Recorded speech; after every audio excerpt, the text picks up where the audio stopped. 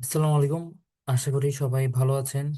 আহ computer সিকিউরিটির একটা গুরুত্বপূর্ণ টপিক আরএসএ অ্যালগোরিদম, এটা নিয়ে আজকে আমরা আলোচনা করব। তো ফার্স্ট অফ অল, আরএসএ অ্যালগোরিদমটা কি? এটা হচ্ছে একটা অ্যাসিমেট্রিক ক্রিপ্টোগ্রাফিক সিস্টেম, যার মধ্যে হচ্ছে আমার দুইটা কি থাকে বেসিক্যালি। একটা হচ্ছে পাবলিক কি আর একটা হচ্ছে প্রাইভেট কি। তো পাবলিক কি হচ্ছে আমাদের, প্রাইভেট কি হচ্ছে আমাদের ডাটাটা কি করে, সিকিউর করে রাখে আর কি, ঠিক আছে, লক করে রাখে। আর পাবলিক কির মাধ্যমে সেটা আমরা,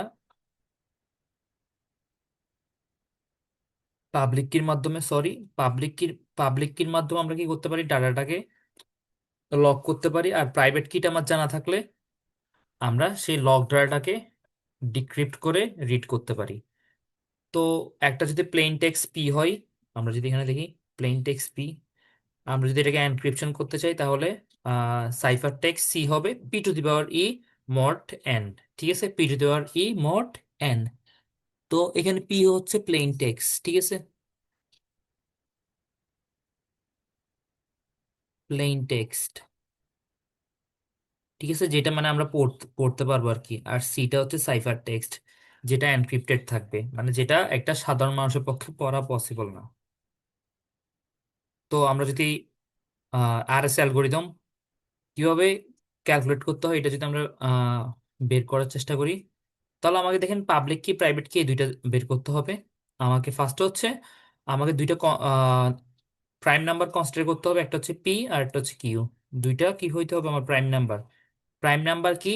যে নাম্বারগুলোকে এক আর সেই সেই নাম্বার ছাড়া অন্য কোনো নাম্বার দিয়ে ভাগ যায় না। তাহলে আমার প্রাইম নাম্বারগুলো কি? টু হইতে পারে, থ্রি হইতে পারে, ফাইভ হইতে পারে। যেমন টু কে ওয়ান আর টু সে নিজে নিজে দিয়ে ছাড়া অন্য কোনো সংখ্যা দিয়ে ভাগ যায় না। থ্রি কেও সেম, ওয়ান আর থ্রি ছাড়া অন্য কোনো সংখ্যা দিয়ে ভাগ যায় না।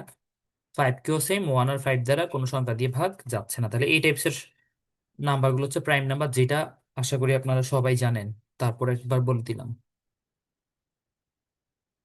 আহ এরপরে কাজ হচ্ছে আমার এনটা ক্যালকুলেট করা। আমরা এখানে দেখতেছি পাবলিক কিতে আমার সেটের মধ্যে ফার্স্ট ভ্যালুটা হচ্ছে ই, সেকেন্ড ভ্যালুটা হচ্ছে ই এন। প্রাইভেট কিতে ফার্স্ট ভ্যালু হচ্ছে, পেয়ারের মধ্যে ফার্স্ট ভ্যালু ডি আর সেকেন্ড ভ্যালু হচ্ছে এন। তাহলে এনটা দুইটাতেই কমন আছে, আমি এনটা বের করে নিব। এন বের করা খুবই ইজি। আমার যে পি কিউ দুইটা লার্জ প্রাইম নাম্বার ধরে নিব, সেই দুইটাকে গুণ করে ফেলা, ঠিক আছে। এরপরে সাই অফ এন বের করতে হবে আমাকে, যেটা হচ্ছে আমার ইউলার টোশেন ফাংশনটা।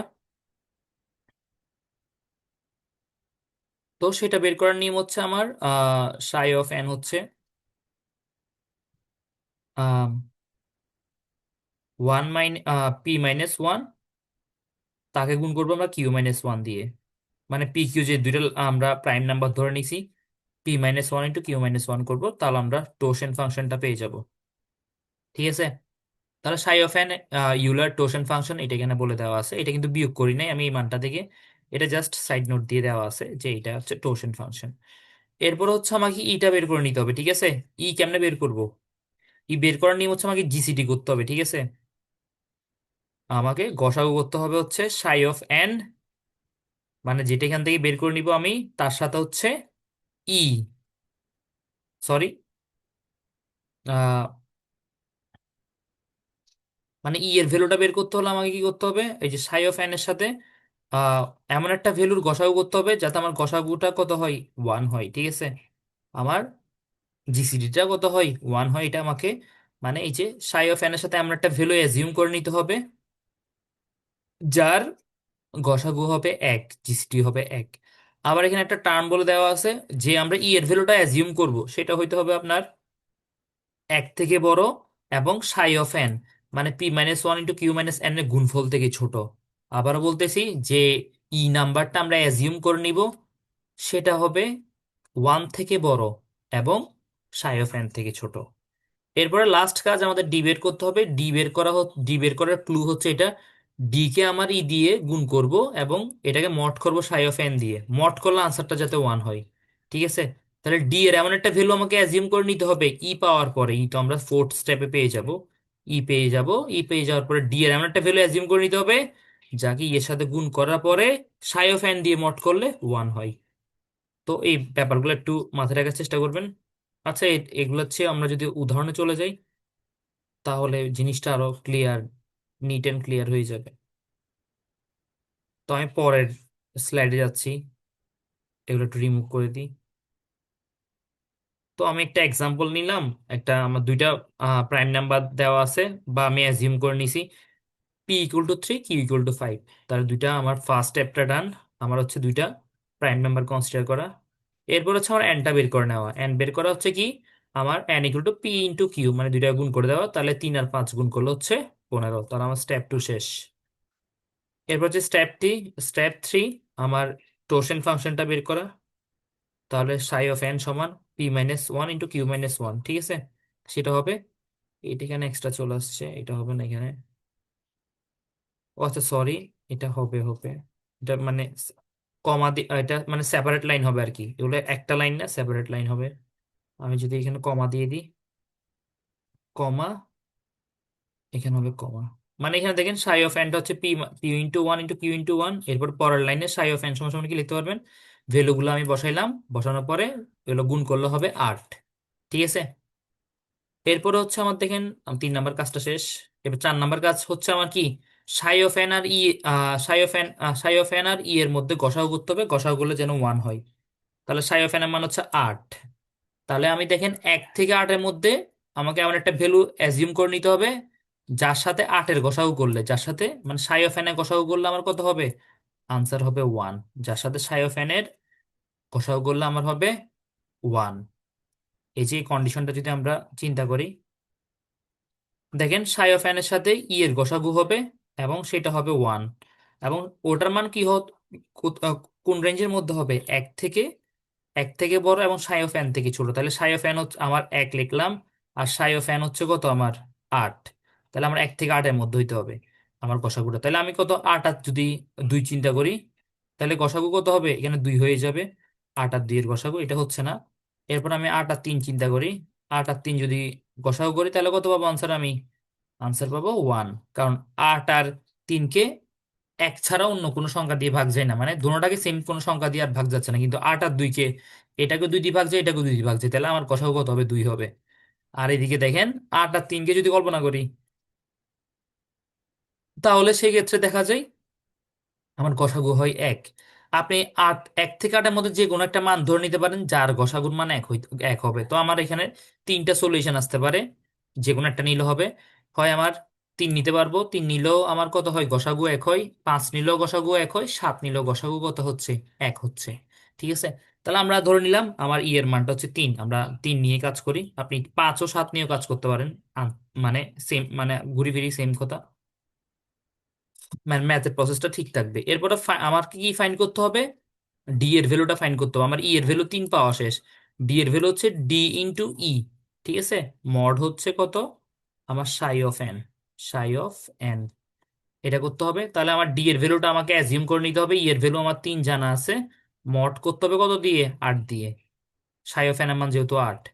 তাহলে আমার এখানে এমন একটা সংখ্যা দিয়ে মড করতে হবে, ডি এর মান বসানোর পরে মানে মড করার পরে যাতে আনসারটা 1 হয়, ডি এর মান এমন ভাবে এজিউম করে নিতে হবে যাতে মড করার পরে আমার আনসারটা 1 হয়।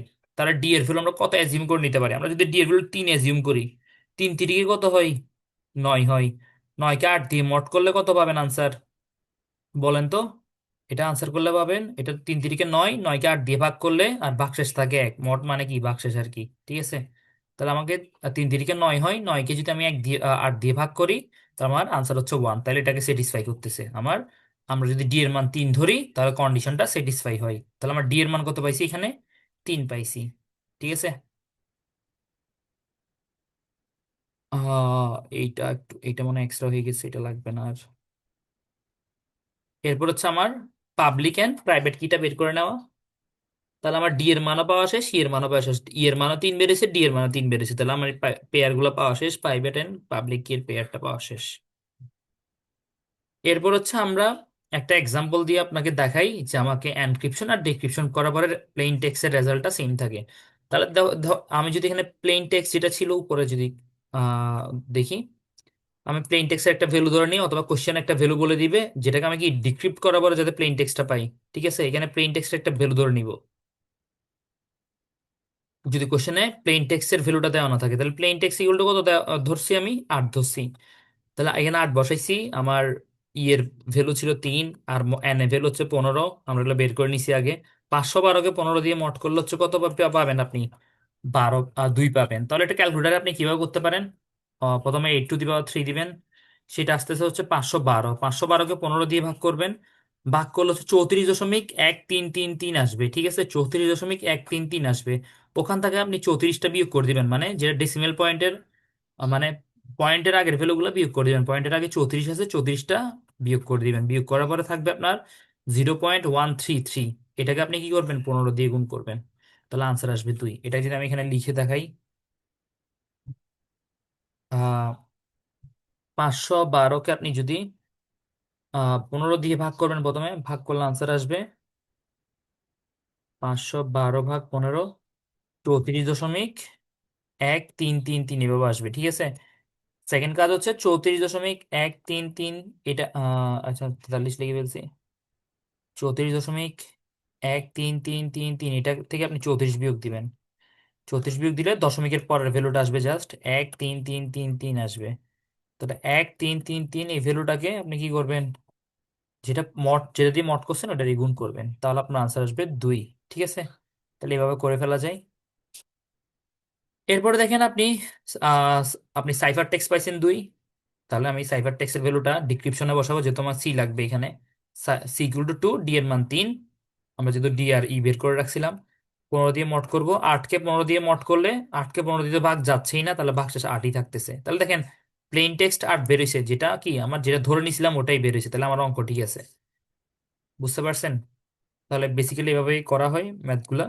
আপনাকে হয়তো প্রিভিয়াস আমি একটা কোশ্চেন দেখছিলাম, যেখানে আপনার জাস্ট পাবলিক অ্যান্ড প্রাইভেট কিটাই বের করতে হয়। আপনাকে পি আর কিউ এর মানটা এখানে কোশ্চেনে বলে দেওয়া আছে। কোশ্চেনে পি এর মান দেওয়া ছিল 17, আর কিউ এর মান দেওয়া ছিল হচ্ছে 11, এরকমই। এটা মনে হয় SP 25 আসছে। তো ম্যাথটা আপনারা সলভ করার ট্রাই করবেন, সেম টু সেম প্রসেসে। আশা করি পারবেন। ঠিক আছে, সবাই ভালো থাকবেন। আল্লাহ হাফেজ।